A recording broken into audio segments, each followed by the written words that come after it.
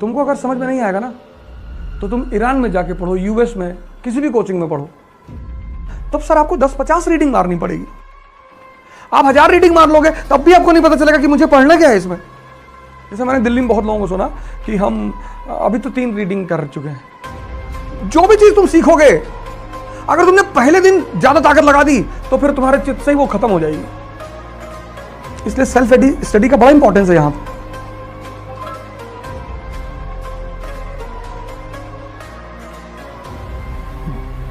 जय Hind friends.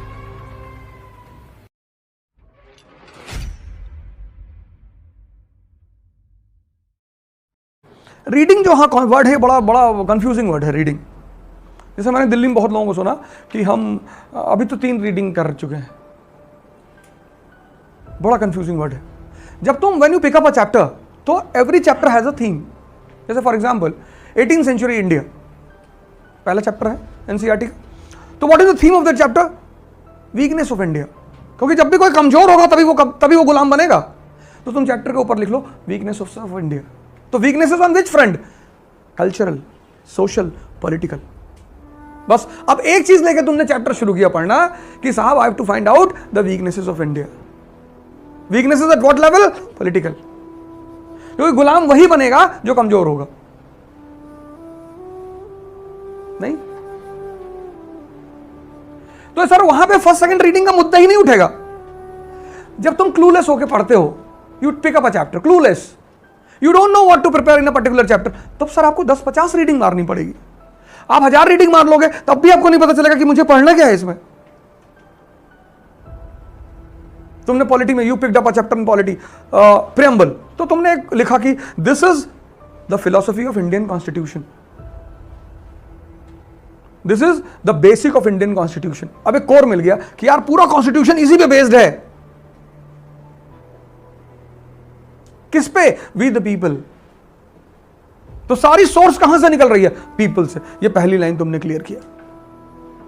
We the people of India solemnly resolve, कसम खाते हैं हम।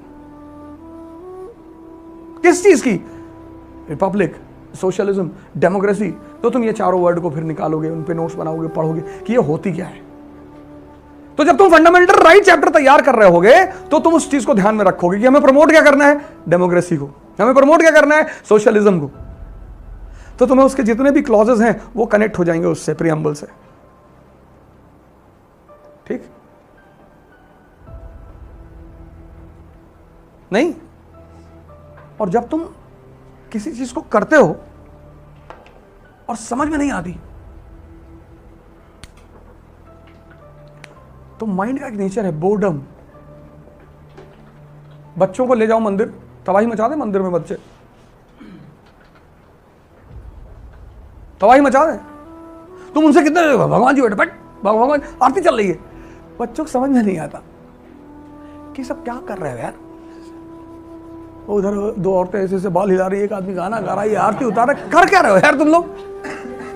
लेकिन बच्चों को वाटर पार्क में बड़ा मजा आता है, समझ में आता है ना। मजे का कॉन्सेप्ट किससे रिलेटेड है? समझ से। तुम बच्चों को ले जाओ किसी सेमिनार में, seminar on environment, global warming, और बच्चे को ले जाओ क्लास 1 के, बैठा दो उसको आगे, 5 मिनट तो कायदे से बैठा रहेगा वो। उसके बाद जब वो तबाही मचाना शुरू, और वो ऐसी ऐसी हरकतें करेगा ना, कहेगा कि अभी तो गए थे फिर से आ गई। वो जानता कुछ मुद्दों पे तुम रोक नहीं पाओगे। फिर वो बाहर जाएगा, वॉशरूम में आधा घंटा खड़ा होगा कि दर्द बहुत हो रहा है, क्योंकि वो अंदर वापस नहीं जाना चाहता है, तो उसे कोई ना कोई बहाने बनाने। बहाना कभी तुम बच्चों का देखो, तुम शर्मा जाओगे उनके बहाने सुन सुन के। जैसे हम कभी जाते हैं कहीं ध्यान सेंटर जाते हैं, तो मेरे बच्चे तुरंत कहते हैं पापा, उनको पता आज शाम को ये लोग जाएंगे ध्यान सेंटर, कि पापा आज बस किताब उताब लेके बैठे रहते वो दिन भर। तो हम पूछते हैं कि वो चल रहा है ध्यान करने, नहीं वो ज्योग्राफी थोड़ा सा पढ़ लें, क्योंकि उनको पता कि पापा पढ़ने के लिए नहीं मना करेंगे।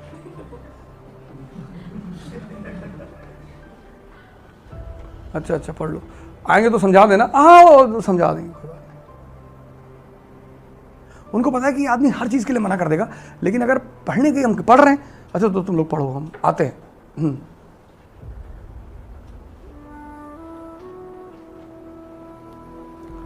तुमको अगर समझ में नहीं आएगा ना, तो तुम ईरान में जाके पढ़ो, यूएस में, किसी भी कोचिंग में पढ़ो।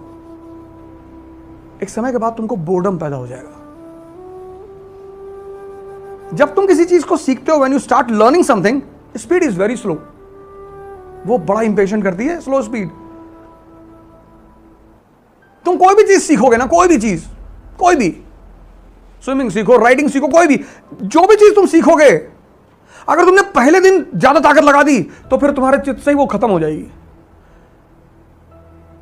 You learn heard about kapalbhati and then you started doing kapalbhati,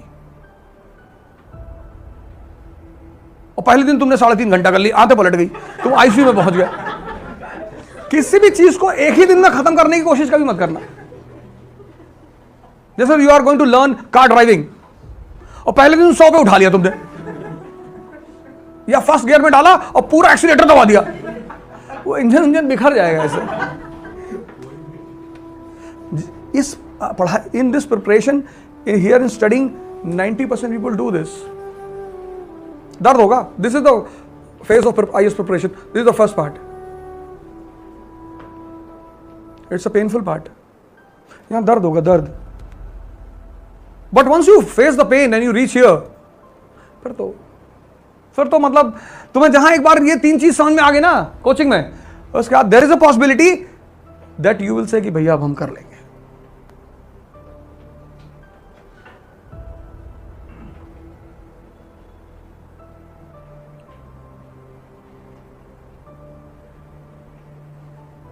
there is a possibility, जब तुम कहोगे कि हम कर लेंगे। इसलिए सेल्फ स्टडी का बड़ा इंपॉर्टेंस है यहां पर। डेमोक्रेसी हिंदुस्तान में क्यों कमजोर है? क्योंकि यहां न्यूज़पेपर समझने वाले कम लोग हैं। Who is the fourth pillar of democracy? Press. Press press budget आया, चला गया, डिस्कशन किस पे होता रहा? शाहीन बाग पे। बजट आया, आपने मुझे 10,000 रुपए दिया खर्चा करने के लिए, आप मुझसे हिसाब मांगेंगे? मांगेंगे ना? तो गवर्नमेंट ऑफ इंडिया से कौन हिसाब मांगेगा?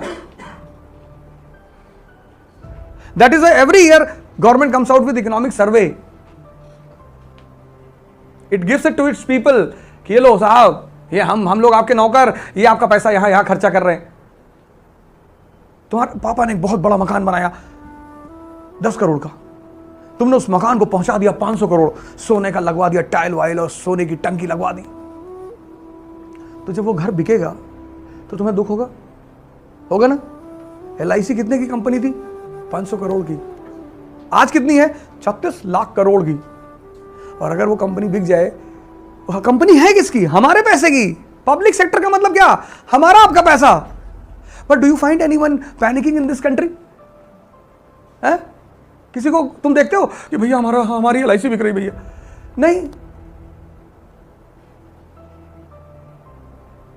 पता क्यों? क्योंकि किसी को इकोनॉमी पता ही नहीं। जो 2-4% को पता है उनको मार के बिठा दिया जाएगा, है इकोनॉमी बड़ा है। 1 बिलियन 50 करोड़। अब 10 लोग अगर इकोनॉमी पे लिखना शुरू कर देंगे, उनको पकड़ लिया जाएगा तुरंत। बट अगर 1 बिलियन 50 करोड़ में अगर 50 करोड़ लोग पूछ कहते हैं कि शाहीन बाग बाद में, पहले बजट दिखाओ हमको, ये एग्रीकल्चरल आउटपुट इतना, इंडस्ट्रियल ग्रोथ इतना, GDP एट कांस्टेंट प्राइस इतना, कहां खर्चा कर रहे हो पैसा हमारा? तो गवर्नमेंट प्रेशर में होती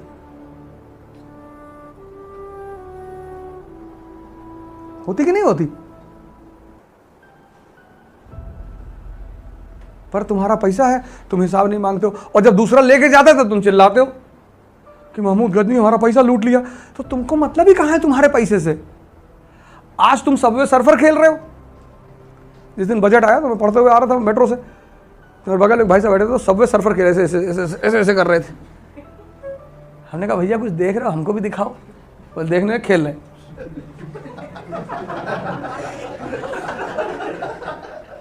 है ना, कोई बढ़िया चीज देख रहे हो तो हमको भी दिखाओ। देख रहे हो। आज सबवे सर्फर खेल रहे हैं, जब महमूद गजनी आए थे तो कबूतर उड़ाते थे।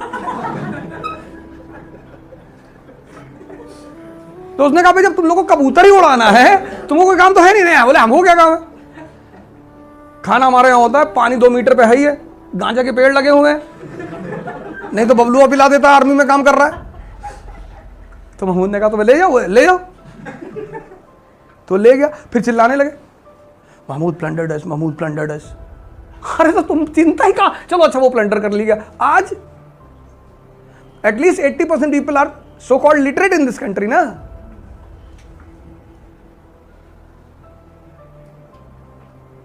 तुम्हारा लड़का तुमसे 1000 रुपए लेके गया, जब तुमने हिसाब मांगा उसने केटली उठा के पटक दी। अब डिस्कशन घर में चल रहा, केटली टूटी कैसे।